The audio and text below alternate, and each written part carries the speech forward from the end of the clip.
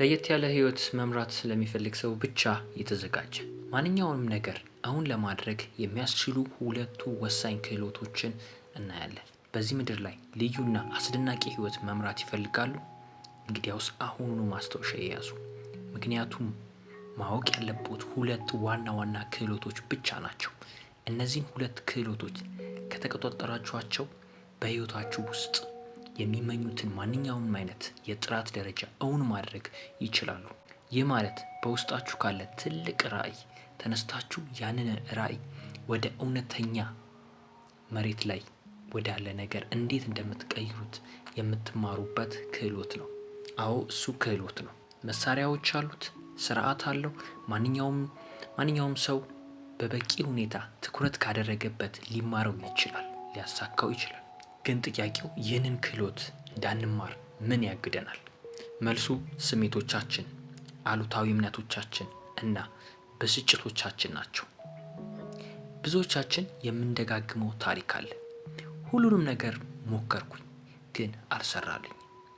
እኔ ተበድያለሁ፣ እኔ አልረባም፣ ምንም ምርጫ የለኝም፣ አሁን እኮ አግብቻለሁ፣ ልጆች አሉኝ እና የመሳሰሉት ነገሮች።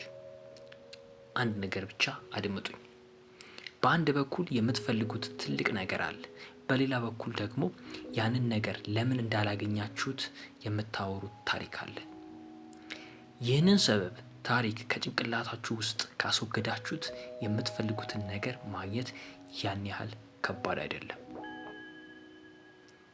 ይህንን የስኬት ሳይንስ እኔ ልመጣና ላስተምራችሁ አይገባም። ምክንያቱም ሁላችሁም አስቀድማችሁ በህይወታችሁ ውስጥ ብዙ ታላላቅ ነገሮችን አሳክታችኋል። እስኪ ከዚህ በፊት ምን አሳክታችኋል? በጣም ፈልጋችሁት እነሱን አስታውሱት። ኮሜንት ላይም ጻፉልን። እኔ የማደርገው ጉዟችሁን ማፍጠን ብቻ ነው። እንግዲህ በፐርሰናል ወይም የግል ስብዕና እድገት ላይ በጣም ታዋቂ የሆነ አንድ አስተማሪ አለ፣ ጂም ሮን ይባላል።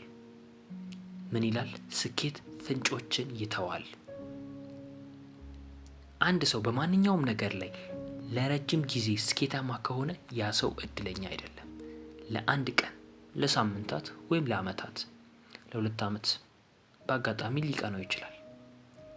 ግን አንድ ሰው በጣም ወፍራም ሆኖ ወይም ሰነፍ ሆኖ ራሱን ቀይሮ ለ10 አመታትና ከዛ በላይ በብቃት በጤንነት ከቀጠለ ወይም ደግሞ ለ20 አመታት በትዳር ውስጥ በፍቅርና በስሜት አብሮ ከኖረ ያ ሰው እድለኛ አይደለም። እነሱ ከናንተ የተለየ ነገር እያደረጉ ነው። ስለዚህ ዋናው ሚስጥር ምንድነው? የሚሰራውን ነገር አርአያ ማድረግ። በዓለም ላይ የምታዩትን ዝም ብሎ የማይሰራውን ነገር ሳይሆን ስኬታማ የሆኑትን ሰዎች ፈለግ መከተል ነው። ሌሎች ሰዎችን መጥፎ ናቸው አትበል። ልክ የማይጠቅማቸው ልምድ አላቸው ብለህ አስብ።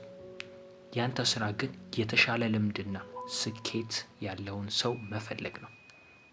ከዛ በኋላ እሱን መከተል ነው። ያስታውሱ፣ ተመሳሳይ ዘር ከዘራችሁ ተመሳሳይ ፍሬ ታጭዳላችሁ። ስለዚህ ቪዲዮ ከተመቻችሁ ላይክ፣ ሰብስክራይብ ማድረጋችሁን እንዳትረሱ። በቀጣይ ቪዲዮ ደግሞ እስከምንገናኝ መልካም ጊዜ ይሁንላችሁ።